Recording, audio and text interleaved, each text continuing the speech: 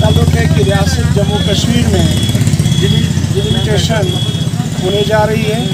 गोया कि अगर देखा जाए पूरे मुल्क हिंदुस्तान में, इंडिया में डिलिमिटेशन 2026 को होनी है, जो पार्लियामेंट में पास हुआ, एक्ट पास हुआ है।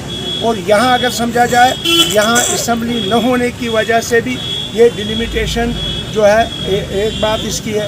दूसरा ये है कि ये Jammu Kashmir part of India, तो पूरे मुल्क में डिलिमिटेशन एक ही बार होनी चाहिए थी। ये अलग अगर इसको कर दिया गया, इसकी वजूहत हमें मालूम नहीं आई, नंबर 1। नंबर 2, यहाँ पे खसूसी तौर पे जो चुनाव वैली का आज 3 डिस्ट्रिक्ट का दौरा है, रामबन, डोडा, किश्तवाड़ का, इसमें ये वो हमारी पार्टी का ये व्यू रहा कि ये यहाँ कम से कम 3 कॉन्स्टिट्यूंसियाँ एक्स्ट्रा बनाई जाए। देखिए, मालूम है आपको कि जैसे पाउडर को एक कॉन्स्टिट्यूंसी बनाना चाहे, क्योंकि पाउडर की 20-25 हज़ार आबादी है, अगर उस तरह से मड़वा वार्ड को अलग, दक्षिण को अलग कॉन्स्टिट्यूंसी बनानी चाहिए। अगर नोबरा 11,000 की कॉन्स्टिट्यूंसी पे एक MLA लड़ता है, वहाँ पे वो कॉन्स्टिट्यूंसी फिक्स है। अगर गुरेज 21,000 वोटों पे कॉन्स्टिट्यूंसी बनती है, क्या मड़वा यहाँ से 6 महीने का रास्ता कटअप हो गए, क्या वो कॉन्स्टिट्यूंसी नहीं बन सकती है? क्या पाउडर अलग कॉन्स्टिट्यूंसी नहीं बन सकती है? और उसके अलावा अगर देखा जाए 12 से 14 से 17,000 मुरब्बा किलोमीटर हमारा चुनाव वैली का एरिया है। पॉपुलेशन जो आज के वो 9 लाख है, और उस पॉपुलेशन में अगर 2021 का अगर सेंसस किया जाए, ये पॉपुलेशन 11 लाख आती है। और इसमें कम से कम 3 कॉन्स्टिट्यूंसियाँ जो है बढ़ाई जानी चाहिए। एक रामबन बानहाल के बीच में, उसमें गूल वगैरह जो भी एरिया आता है वो विकास बताएंगे। दूसरा डोडा और किश्तवाड़ में 2 कॉन्स्टिट्यूंसियाँ बनाई जाएँ। अगर आप देखेंगे कि कश्मीर या जम्मू में with in the radius of 500 मुरब्बा स्क्वायर किलोमीटर पे एक कॉन्स्टिट्यूंसी है, 200 मुरब्बा स्क्वायर मीटर पे एक, और हमारी जो है 2,500 मुरब्बा किलोमीटर पे एक कॉन्स्टिट्यूंसी। ये कहाँ की इंसाफी है? यहाँ हमारा जो पूरा चुनाव वैली है अनडेवलप्ड एरिया है। हमारी यहाँ ना हॉस्पिटल, अगर हॉस्पिटल का सिस्टम देखा जाए, 17 किलोमीटर पे हमारे चुनाव वैली में एक सब सेंटर है। हमारा 25 किलोमीटर के बाद एक PHC है। हमारा 150 और 80 किलोमीटर के बाद एक डिस्ट्रिक्ट हॉस्पिटल है पूरे यहाँ। जबकि गवर्नमेंट ऑफ इंडिया ने इतनी नाइंसाफ़ी हमसे की। अगर उधमपुर वालों को नया मेडिकल कॉलेज दिया गया, जो वहाँ से नारायणा उनके साथ में एक मेडिकल कॉलेज, दूसरा जम्मू में साथ में, और हमारा यहाँ इतना 300 किलोमीटर दूर एरिया में, और जिसका एरिया 17,000 मुरब्बा किलोमीटर हो, यहाँ पे मड़वा वार्डवन का इलाका देखा जाए, किथर का इलाका देखा जाए, यहाँ भी मेडिकल कॉलेज होना चाहिए। मैं तो मेडिकल कॉलेज की बात करता हूँ। हमारे एरियाज़ में कुछ नहीं है। आप एजुकेशन दे दो, देखो हमारे एरियाज़ में अभी भी हायर सेकेंडरी स्कूल नहीं है, कॉलेजेस नहीं है। हमारा भोंजवा में कॉलेज नहीं है, हमारा काहरा में कॉलेज नहीं है, और भी बहुत सारी जगहों में हमारे कॉलेजों की ज़रूरत है, जहाँ 15-15, 20-20 किलोमीटर दूर बच्चों को जाना पड़े। अगर देखा जाए, हमारी कनेक्टिविटी 30, 40 और 50% पे है इस वक्त। और अगर देखा जाए उसके मुकाबले में जम्मू में आप देखिए, आप श्रीनगर में देखिए, 90 और 90+ कनेक्टिविटी इनकी है। हम कब उस पैरामीटर तक जाएंगे अगर हमारी कॉन्स्टिट्यूंसियाँ न बढ़ाई जाएँ? हमारा एरिया हमेशा के लिए अनडेवलप रहेगा। लिहाजा इसलिए हमने पूरा सिस्टम के तहत पूरे डॉक्यूमेंट्री प्रूफ दे के कमिश्नर के सामने ये बता दिया कि 3 कॉन्स्टिट्यूंसियाँ यहाँ बढ़ाई जाएँ। और जो रोटेशन में ये जो शेड्यूल कास्ट है, रोटेशन में उस कॉन्स्टिट्यूंसी को किया जाए, दूसरी जगह लिया जाए। इसी तरह से आप देखते हैं कि जो बानहाल टनल से लेके सिंधन टॉप तक आप रोड की हालत देखिए, आप बाकी चीज़ों की हालत देखिए, कितना बैकवर्ड एरिया है हमारा एरिया। इसलिए यहाँ 3 कॉन्स्टिट्यूंसियाँ बननी लाजमी है, और वो भी जोग्राफिकल सिस्टम के साथ होनी चाहिए, और वो भी ज़मीनी तनासब को देख कर होनी चाहिए। नहीं कि पिक एंड चूज़ करके। अगर कहीं कॉन्स्टिट्यूंसी बनती है, पूरा ब्लॉक उसमें जाना चाहिए। अगर कहीं कॉन्स्टिट्यूंसी बनती है, पूरी तहसील उसमें जानी चाहिए। पिक एंड चूज़ करके कॉन्स्टिट्यूंसियाँ नहीं बननी चाहिए। इसमें जोग्राफिकल सिस्टम को देखो, और ख़ास करके डेमोग्राफिकल चेंज नहीं होनी चाहिए कि अपनी मर्ज़ी से कोई तंजीम, कोई पार्टी, कोई हुकूमत वाला कहे कि मैं अपनी मर्ज़ी से कोई कॉन्स्टिट्यूंसी बनाऊं, ये एरिया उठा के वहाँ डालूं ताकि मेरी जय जयकार हो। उसके खिलाफ हमें शुक्रिया। विकार साहब, आपने आज जो मीटिंग की तो किस तरीके से आपने अपनी मांगे रखी? जैसे कि हमारे सीनियर साथी और फार्मर मिनिस्टर सरूड़ी साहब ने यहाँ पे अपनी बात रखी, अपनी पार्टी जो हमारी कांग्रेस पार्टी है, हमारा क्या वहाँ पे बात रही, तो वो सरूड़ी साहब ने कहा कि जो जैसा कि ये जो चुनाव रैली है जिसके गुलाम नबी आज़ाद साहब की मेहरबानी से जिसके 3 ज़िले अब बने हैं, इन 3 ज़िलों का रकबा जो है कश्मीर वैली से बड़ा है। और इस 3 ज़िलों में जो भी कॉन्स्टिट्यूंसी है, ये कॉन्स्टिट्यूंसी जो है, जैसे मेरी कॉन्स्टिट्यूंसी अगर देखा जाए मापा जाए तो 100-150 किलोमीटर से ज़्यादा स्क्वायर में होगी। जबकि अगर श्रीनगर में एक कॉन्स्टिट्यूंसी देखोगे 2-1.5 किलोमीटर में एक कॉन्स्टिट्यूंसी, जम्मू में भी वही है। तो हम ये कह रहे हैं कि हमारी जो एरिया है, जो हमें फंड्स मिलते हैं, वही उस एमएलए को मिलते हैं जो बडमालू का है, जो लालचौक का है, जो हफकदल का है, और वही फंड्स हमें भी मिलते हैं। अगर हम एक ही एरिया में काम करने के लिए जाएं तो सारा फंड्स 5 साल का एक ही नाले में ख़त्म हो जाएगा।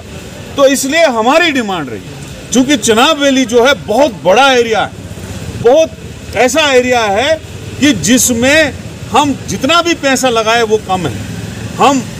हमारी जो डेवलपमेंट है, जैसे रोड कनेक्टिविटी में हम 30% में अभी पहुंचे हैं टोटल। इसी तरीके से मेडिकल फैसिलिटी हमारी कम है, एजुकेशन का हमारा सिस्टम जो है वो बहुत ही वीक है, हमारी अनएम्प्लॉयमेंट जो है वो बहुत ज़्यादा है, हमारी गरीबी का रेशो है वो भी बहुत ज़्यादा है। इसलिए वो सारे मद्देनजर रख के रामबन जो गूल का एरिया, जो अब जैसे अरनास और गूल की कॉन्स्टिट्यूंसी थी, अब जो कि हमने सुना है कि डिस्ट्रिक्ट के अंदर कॉन्स्टिट्यूंसी बननी है, तो मैंने जो अपनी तरफ से और अपने साथी हमारे अशोक जी जो हमारे फार्मर एमएलए हैं और हमारे जो साथी हैं, हमने ये डिमांड दी कि रामबन और बनिहाल के साथ गूल, संगलदान और जो बनिहाल रामबन से हिस्सा कटता है उसमें एक कॉन्स्टिट्यूंसी बनाई जाए। इसी तरह से डोडा में कॉन्स्टिट्यूंसी एक बढ़ाई जाए और कश्तवाड़ में एक कॉन्स्टिट्यूंसी बढ़ाई जाए, ताकि डेवलपमेंट जो है वो ज़्यादा से ज़्यादा हो जाए। फंड्स जो है एमएलए के 3 करोड़ आते हैं, हमारे भी 3 करोड़ आते हैं, और श्रीनगर के एमएलए के और जम्मू के भी 3 करोड़ आते हैं, जिनको कुछ करना ही नहीं होता है, ना उनको स्कूल बनाना, ना उनको अस्पताल बनाना, ना उनको बिजली देनी, ना उनको पानी देनी, ना उनको काम करना। और हमारे पास वो इनसफिशिएंट फंड होते हैं, हम उसमें काम नहीं कर पाते हैं। लिहाजा हमारी यही गुजारिश रही आज, और हमें बहुत शुक्रगुजार हैं हम डिलिमिटेशन कमीशन का कि उनने बहुत अच्छा टाइम हमको दिया और बड़े अच्छे तरीके से समझाया। और दूसरी बात जो सरूड़ी साहब ने यहाँ कही, हमने कहा कि ऐसा नहीं होना चाहिए, वहाँ पे हिंदू पॉपुलेशन है और नज़दीक में मुसलमान पॉपुलेशन है, मुसलमान पॉपुलेशन को इधर लगाओगे, हिंदू पॉपुलेशन को उधर लगाओगे, ये गलत बात है। इस बेस पे कॉन्स्टिट्यूंसी का डिवाइड नहीं होना चाहिए, ये होना चाहिए एरिया के हिसाब से, जो नज़दीक एरिया पड़ता है, जिस एरिया को जो एरिया नज़दीक पड़ता है उसको उसके साथ मिलाया जाए। तहसीलों को बीच में हिस्सा नहीं किया जाना चाहिए, ब्लॉकों को बीच में हिस्सा नहीं किया जाना चाहिए। जो तहसील जहाँ रहेगी उसकी एक कॉन्स्टिट्यूंसी बराबर अपनी होनी चाहिए, ये हमने वहाँ पे डिमांड दी। इसी के साथ ही हमारा जो कहा जाता है वहाँ पे कि गूल जो है वो बनिहाल के साथ डाला जाएगा, जो गूल बनिहाल से 100 किलोमीटर है और उकड़हाल जो 15 किलोमीटर है, उसको रामबन के साथ कुछ पार्टियों ने यह भी प्रपोजल दिया है, हम उसका अपोज करते हैं और ये कहते हैं डिलिमिटेशन। इसलिए मैं यहाँ आया हूँ कि भाई साहब, मजहब के हिसाब से और दूसरी चीज़ों के हिसाब से कॉन्स्टिट्यूंसी को डिवाइड नहीं किया जाना चाहिए। आज जो टनल बना है, उस टनल से 81 किलोमीटर हमारा श्रीनगर है और श्रीनगर से बनिहाल तक 30 का कॉन्स्टिट्यूंसी आते हैं और गूल हमारा 95 किलोमीटर है। तो कैसे गूल बनिहाल के साथ जुड़ेगा, उसकी हमने अपोजिशन की है। हम चाहते हैं कि गूल और संगलदान जो है वो रामबन और बनिहाल में एक और कॉन्स्टिट्यूंसी क्रिएट की जाए, ये हमने डिमांड की है। शुक्रिया। 2 दिन से डिलिमिटेशन कमीशन की टीम श्रीनगर से लेके आज किश्तवाड़ और यहाँ के बाद जम्मू के दौरे पे है। आज चूंकि पूरे अर्सवाइल डोडा, जिसमें 3 जिले रामबन, डोडा और किश्तवाड़ है, यहाँ के रिप्रेजेंटेटिव्स को बुलाया था और इसी कड़ी में भारतीय जनता पार्टी की एक टीम, 5 लोगों की एक टीम इन तीनों जिलों से मिले हम, और पार्टी की तरफ से हमारे 2-3 जो बिंदु थे, जो 2-3 इम्पोर्टेंट पॉइंट्स थे, उनको हमने रेज किया। सबसे पहले जो अर्स्टवाइल डोडा है, यहाँ की जियोग्राफिकल कंपैक्टनेस जिसे टेरेन कहते हैं बहुत टफ है, वास्टनेस है, स्केटर्ड पॉपुलेशन है। इसलिए इन तीनों जिलों की जो पॉपुलेशन है उसको कंपेयर नहीं किया जाना चाहिए प्लेन की पॉपुलेशन से। जब ये डिलिमिट करेंगे सीट्स को, जो यूनिफॉर्मिटी हो, यूनिफॉर्मिटी यहाँ पे नहीं होनी चाहिए, क्योंकि यहाँ पे जब डोर स्टेप पे हम गवर्नेंस देने की बात करते हैं, उसके लिए लोगों तक पहुंचने के लिए एक विधायक को, एक एमएलए को बहुत मुसीबतों का सामना करना पड़ता है। यहाँ पे पब्लिक कन्वीनियंसेस भी पूरी नहीं है। इसलिए मैदानी इलाके में जो क्राइटेरिया, जो फैक्टर्स इंप्लीमेंट होंगे, उनसे हटके यहाँ के फैक्टर्स यहाँ पे इंप्लीमेंट होने चाहिए। यहाँ का क्राइटेरिया, यहाँ का पैरामीटर अलग होना चाहिए। ये हमारा बिंदु था। इसके साथ साथ जो ये अर्स्टवाइल डोडा है, यहाँ पे बहुत सारे ऐसे एडमिनिस्ट्रेटिव यूनिट्स हैं, चाहे ब्लॉक है, चाहे तहसील है, चाहे पंचायत है। एक पंचायत से दूसरी पंचायत में जाने के लिए, एक ब्लॉक से दूसरे ब्लॉक में जाने के लिए हमें डिस्ट्रिक्ट्स को क्रॉस करना पड़ता है।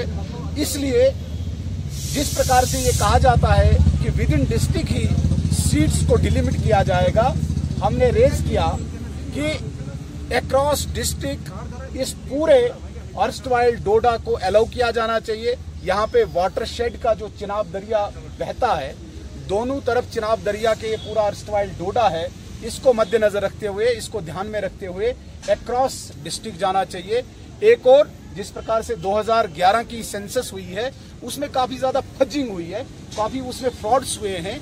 बहुत सारे ऐसे विलेजेस हैं जम्मू कश्मीर में जिसमें एबनॉर्मल इंक्रीज है पॉपुलेशन का। इसलिए population should not be the sole criteria for this delimitation. हमारी ये डिमांड है कि जो इलेक्टोरल रोल होता है, जिसे हम वोटर्स रोल कहते हैं, वो हर साल अपडेट होता है, तो उसको कंसीडर करके पॉपुलेशन की जो फजिंग है उसको हम नेगेट भी करते हैं। इसलिए इलेक्टर्स रोल को कंसीडर करके एक रेशियो निकाला जाए, एक प्रोजेक्टेड पॉपुलेशन निकाली जाए, जिसकी बेस पे डिलिमिटेशन होनी चाहिए। यही पॉइंट्स आज हमने डिलिमिटेशन कमीशन के सामने रखे। मैं आपसे भी और उनसे भी एक सवाल पूछता हूँ। अभी डिलिमिटेशन कमीशन, अभी तो बच्चा पैदा हुआ ही नहीं, आपने नाम रखना शुरू कर दिया। डिलिमिटेशन कमीशन अभी किश्तवाड़ पहुंची, अभी एक ही डेपुटेशन मिला, तो आपने वोट रिलीजन बेस पे बांटने शुरू कर दिए।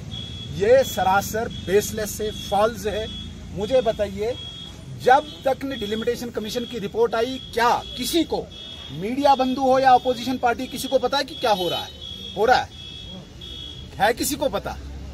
आपको भी नहीं पता है, तो कैसे आप किसी पे इल्जाम लगा सकते हैं कि रिलीजन के बेस पे वोटों को वो बांटा जा रहा है? अपोजिशन जमातें कह रही है, आप तो उनसे पूछ सकते हैं ना, पढ़े लिखे लोग हो, बताओ भाई। अभी तो डिलिमिटेशन कमीशन यहाँ से गई भी नहीं, अभी तो यहाँ भी सब लोग उनसे नहीं मिले, तो उन्होंने रिपोर्ट कौन सी दी जिसके आधार पे ये कह रहे हैं कि भाई रिलीजन के आधार पे आप बांटोगे वोट्स को?